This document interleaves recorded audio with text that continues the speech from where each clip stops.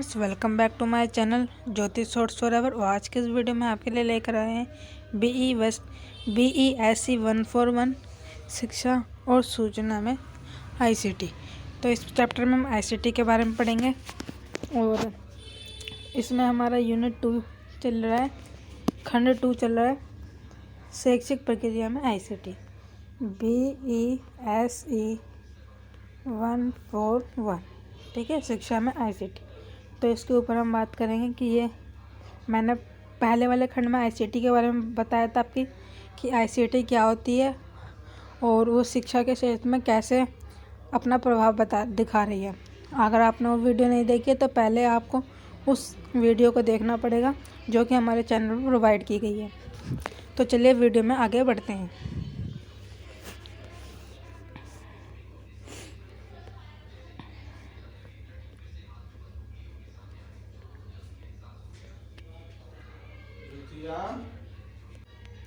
देखिए, ICT के साथ शिक्षण और अधिगम। अधिगम का मतलब होता है लर्न से, ठीक है, सीखने से।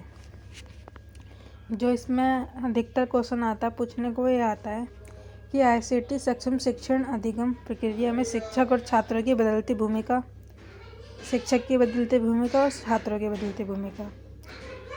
इससे रिलेटेड क्वेश्चन एग्ज़ाम में देखने को मिलता है जो कि इम्पोर्टेंट होता है और एग्ज़ाम में आता ही है। शिक्षण अधिगम प्रक्रिया में ICT का उपयोग, इसकी आवश्यकता क्यों है, लाभ, ये इम्पोर्टेंट बन जाता है।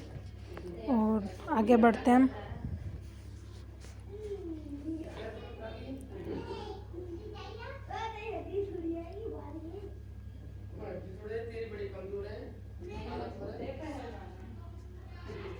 देखिए, हम इम्पोर्टेंट ही लेंगे क्योंकि एग्ज़ाम को अब कुछ भी दिन नहीं रह गए हैं। देखिए, पहले हम पढ़ेंगे कि ICT सक्षम शिक्षण अधिगम प्रक्रिया में शिक्षक और छात्रों की बदलती भूमिका।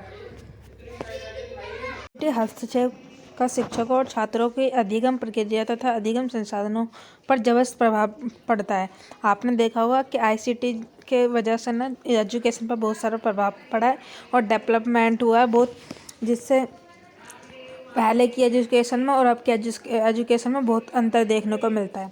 इसमें सीखने की प्रक्रिया में पदानुक्रम को हटा दिया गया और साझा सीखने की प्रक्रिया की प्रणाली को लेकर आया है। विद्यालय भवन की अवधारणा लर्निंग स्पेस अर्थात अधिगम क्षेत्र में बदल दी गई है। जहाँ पे बच्चा पहले खुद से सीखता नहीं था, आज के टाइम पे बच्चा खुद से सीखने के लिए ज़्यादा उत्सुक होता है, जिससे आवश्यक घटकों को साथ कभी भी कहीं भी बनाया जा सकता है। सीखना अधिक व्यक्तित्व और अनुकूलन हो गया है। सीखने का तरीका अब एक रैखिक पथ का पालन नहीं करता, लेकिन एक लचीला पथ जहां सभी दिशाओं में गतिमान होना संभव है। इन सभी परिवर्तनों का शैक्षिक पारिस्थितिकी तंत्र और शिक्षक की भूमि पर प्रभाव पड़ता है। यदि शिक्षक को ये नहीं पता होगा कि ICT क्या है, उसमें बच्चों को कैसे डेवलपमेंट करना है, उनके अधिगम को कैसे बढ़ावा देना है, तो वो बच्चों को क्या सिखाएगा। और फिर इसलिए जो है ना, छात्रों को भी एक डेवलपमेंट वहाँ पर विकसित किया गया है। आगे बढ़ते हैं।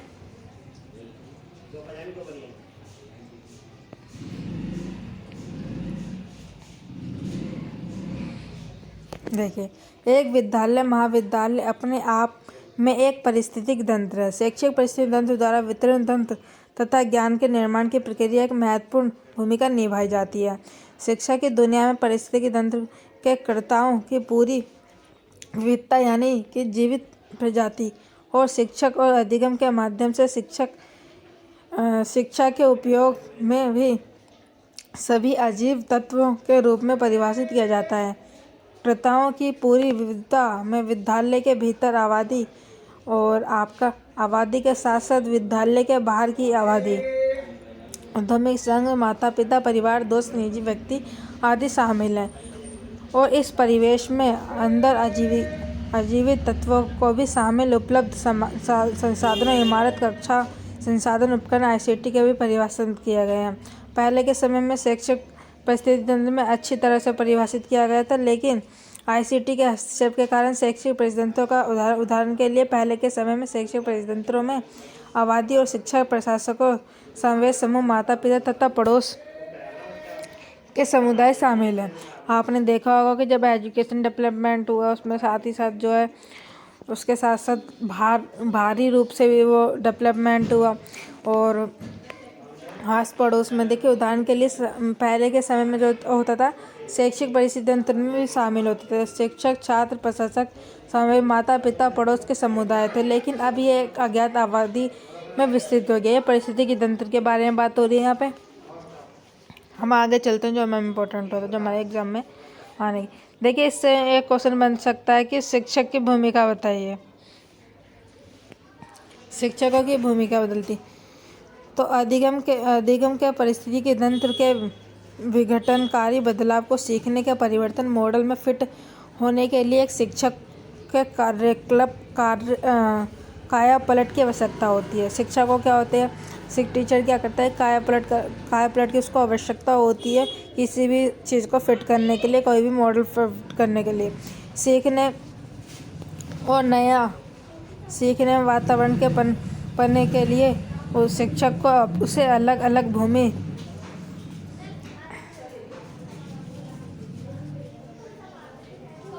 देखिए, पहले हम ऊपर लेते हैं। देखिए, सीखने में वातावरण में पनपने के लिए शिक्षक को उसके अलग अलग भूमिका निभाने के लिए खुद को लैस करना चाहिए। जब से निर्माणवाद और निर्माणवाद के सिद्धांत सुर्खियों में आए, तब से यह महसूस किया गया है कि छात्र कक्ष का व्यक्तित्व नायक है, जो तब के ज्ञानी महात्मा के मंचिसने होने के लोकप्रिय दर्शन को विपरीत करता है।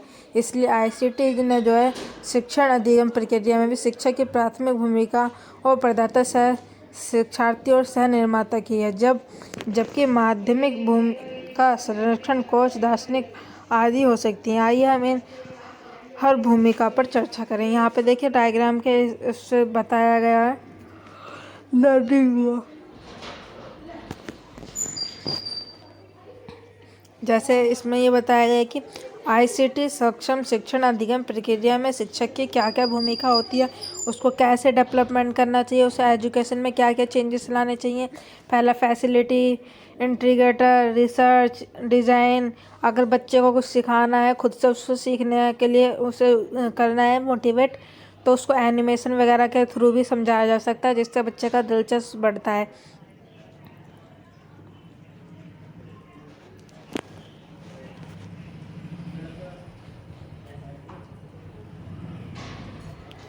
देखिए, यहाँ पर इन पॉइंट को, जो ऊपर ये डायग्राम में पॉइंट्स दे रखे हैं, यहाँ पर इनको बताया गया है डिटेल में। पहला, फैसिलिटी, सुविधा प्रदाता बताया गया है। समकालीनता, शोधकर्ता, डिजाइनर, यह आप पॉइंट पढ़ लीजिएगा।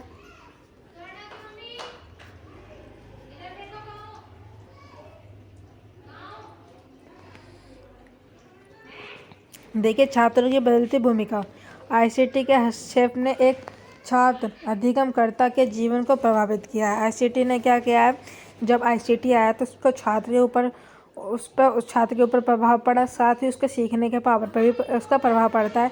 और सीखने की प्रक्रिया में OER भूमिका को एक नया आयाम दिया।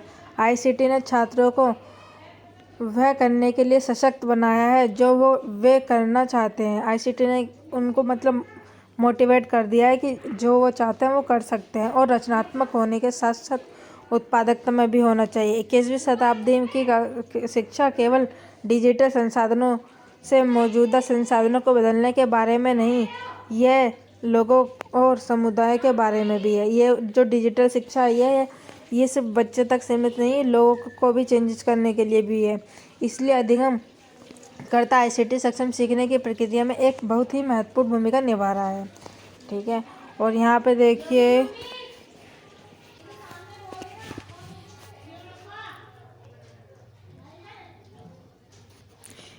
यहाँ पे डायग्राम की सहायता से भी हम आपको बताते हैं। आईसीटी सक्षम शिक्षण अधिगम वातावरण में छात्रों की विशेषताएं।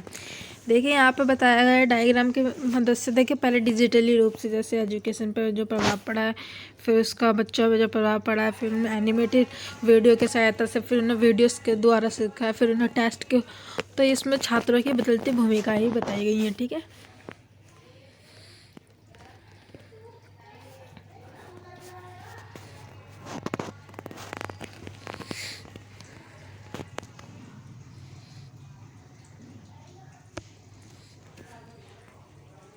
देखिए यहाँ पे हम थोड़ा ये पढ़ते हैं कि शिक्षण अधिगम प्रक्रिया में आईसीटी का क्या उपयोग था। हमने शिक्षा में रूपांतर तथा शिक्षकों और छात्रों की भूमिका पर चर्चा की है। ठीक है, आपने ध्यान दिया होगा कि आईसीटी का शिक्षा व्यवस्था पर एक बहुत विस्तृत प्रभाव है। इस खंड में हम आईसीटी की आवश्यकता एवं इनके लाभों तथा कुछ ऐसी आईसीटी पर चर्चा करेंगे जिनका उपयोग शिक्षण अधिगम प्रक्रिया में क्या है किया जा सकता है। पहला पॉइंट आता है कि शिक्षण अधिगम में आईसीटी की आवश्यकता क्यों। आइए हम आईसीटी की अवधारणा को याद करें। आईसीटी को प्रौद्योगिकी के एक प्रकार के रूप में परिभाषित किया गया है जिसका उपयोग जानकारी प्रसारित करने, संग्रहण करने, निर्माण करने अथवा आदान प्रदान करने के लिए किया जाता है। आपने देखा होगा आईसीटी का उपयोग किस लिए किया जाता है, जिसका उपयोग जानकारी प्रसारित करने, जानकारी का मतलब प्रचार करना और संग्रहण करना, किसी चीज़ को इकट्ठा करने, निर्माण करने अथवा उसका आदान प्रदान करने के लिए किया जाता है। इसका तात्पर्य यह है कि आईसीटी में radio, television, video, DVD, telephone, उपग्रह सिस्टम आदि कंप्यूटर व नेटवर्क हार्डवेयर व सॉफ्टवेयर और इसके साथ ही इन प्रौद्योगिकी के साथ जुड़े उपकरणों और सेवाएं जैसे कि वीडियो कॉन्फ्रेंसिंग, ईमेल, ब्लॉग शामिल हैं। आईसीटी को शामिल करने वाली प्रौद्योगिकी की एक सूची को अक्सर अपडेट किया जा रहा है क्योंकि नई प्रौद्योगिकी का आविष्कार व डिजाइन किया जाता है। आपने देखा होगा जब ये सब डेवलपमेंट हुआ, साथ ही साथ आपके जीवन में भी एक तरीका का डेवलपमेंट दिखाई दिया होगा। टेलीविज़न, वीडियो, डीवीडी, टेलीफोन हो गया, आपका ईमेल, ब्लॉगिंग हो गया, वीडियो कॉन्फ्रेंसिंग हो गया, इन सब की सहायता से क्या आप संचार करते हैं एक दूसरे से। तो ये एक सीखना भी तो है, उसके साथ जब संचार करने, कम्युनिकेट करें तो आप कुछ ना कुछ सीख रहे हैं उस चीज़ से कि कैसे करना होता है सब कुछ। तो इसमें भी शिक्षण व्यवस्था में भी ऐसे सेम ही प्रोसीजर कि वहाँ पे भी ये चीज़ दिखाई गई है। और आपने जानते हैं कि आईसीटी क्या होता है कि आईसीटी किसी भी चीज़ की जानकारी प्रसारित करने, उसको संग्रहण करना, निर्माण करने या किसी भी चीज़ का आदान प्रदान करने के लिए किया जाता है। ठीक है,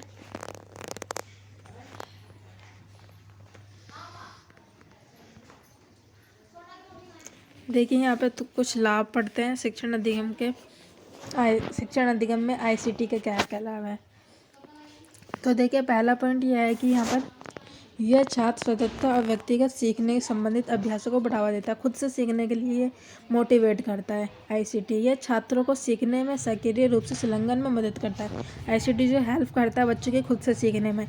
छात्रों को कक्षा के घंटे से परे सीखने का अवसर मिलता है। बच्चों को ये नहीं है कि कितना घंटा पढ़ना, ये उनको क्या है, अगर वो सीख रहे हैं तो उनको उस टाइम से कोई मतलब नहीं होगा। फिर सीखना लचीला, सुविधाजनक होता है, ये आरामदायक होता है, यह कहीं भी और कभी भी सीखने में मदद कर सकता है। यह गुणवत्ता अधिगम के संसाधन तक पहुंच में प्रदान करती है और आईसीटी का उपयोग शिक्षा की लागत को कम करता है। आईसीटी का उपयोग जो है इस टाइम में जो शिक्षा की लागत को कम करता है, यानी कि जो एजुकेशन पॉलिसी है उसको अब थोड़ा बच्चों पर ज़्यादा डिपेंड कर दिया गया है। ठीक है, तो ये सारे पॉइंट्स हैं जिसमें यह शिक्षकों के निर्देश को पूरा करता है और यह छात्रों की गुणवत्ता में बढ़ावा देता है, उन्हें सीखने में डेवलपमेंट करता है। आईसीटी विशेष आवश्यकताओं वाले छात्रों को लाभ पहुंचाता है, साथ ही साथ प्रॉफिट भी करवाता है बच्चों को कि कैसे सीखना है, कैसे सीखना है। तो बच्चे के कौशल के ऊपर ही पूरा डिपेंड होता है। फिर शिक्षण अधिगम के लिए आईसीटी उपकरण। क्या आपको ज्ञात है कि आईसीटी का उपयोग शिक्षण अधिगम, मूल्यांकन, प्रबंधन तथा पेशेवर विकास के लिए किया जाता है। विभिन्न आईसीटी संसाधनों तथा उपकरणों का उपयोग कर शिक्षा व्यवस्था के कक्षा के अभ्यासों तथा अन्य गतिविधियों में वृद्धि कर सकता है। शिक्षण अधिगम प्रक्रिया में आईसीटी उपकरणों तथा तकनीकों का उपयोग न केवल छात्रों में तकनीकी कौशल का विकास करना है बल्कि उनकी प्रेरणा तथा अधिगम की प्रक्रिया को संलग्न करने के लिए और बढ़ावा देने के लिए, बढ़ाने के लिए महत्वपूर्ण है। लेकिन आपने शिक्षण अधिगम प्रक्रिया में कई आईसीटी का उपयोग करा होगा और इन डिजिटल संसाधनों जिनका उपयोग शिक्षण अधिगम प्रक्रिया में किया जाता है, उदाहरण के लिए टेक्स्ट आधारित और ई टेक्स्ट आईसीटी, वीडियो वीडियो हो गया आपका वीडियो संसाधन चित्र के डायग्राम से दिखाकर बच्चों को सीखने के लिए प्रेरित किया जाता है।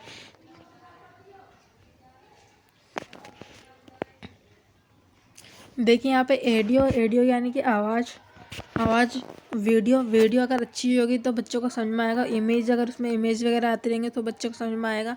ये फॉर्म्स ऑफ डिजिटल रेस्क्यूज हैं, ठीक है, forms of digital rescues. Animation test इन सब के मदद से भी ये बताया जा सकता है। इंटरेक्टिव, अगर वीडियो इंटरेक्टिव होगी तो उससे भी बच्चा सीखेगा।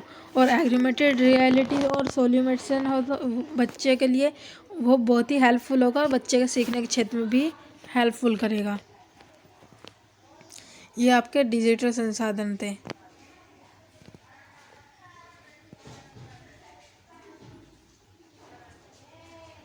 देखिए यहाँ पे दे रखा है कि इनमें से कई ऐप सामान्य हैं। आप किसी भी विषय को पढ़ने के लिए उन ऐप का उपयोग कर सकते हैं। आपको यह भी समझना चाहिए कि कई विशिष्ट ऐप्स हैं। विद्यालय स्तर पर शिक्षण अधिगम की गतिविधियों के लिए उपयोग की जा सकने वाली कुछ ऐप नीचे तालिका में दिए गए हैं। तो देखिए यहाँ पर कुछ ऐप्स के बारे में बताया गया होगा। गणित के लिए ICT उपकरण, जियोजेब्रा, अंग्रेजी के लिए क्यूज एंड इंग्लिश। यहाँ पे देखिए ऐप्स बताए गए हैं जिससे बच्चा पढ़ सकेगा। साइंस के लिए, सोशल साइंस के लिए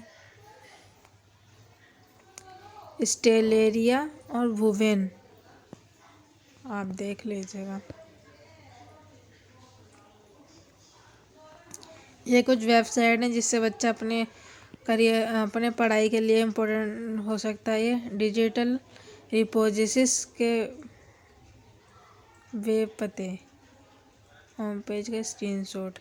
ये देखिए यहाँ पे बच्चे के पढ़ने के लिए यहाँ पे कुछ वेबसाइट्स वगैरह, लिंक्स वगैरह दे रखी हैं जो कि उनके लिए हेल्पफुल होती है। यहाँ पे इनमें से ज्ञान कोर्स है। इनमें बच्चा अपना स्टडी मटेरियल्स फाइंड आउट करता है।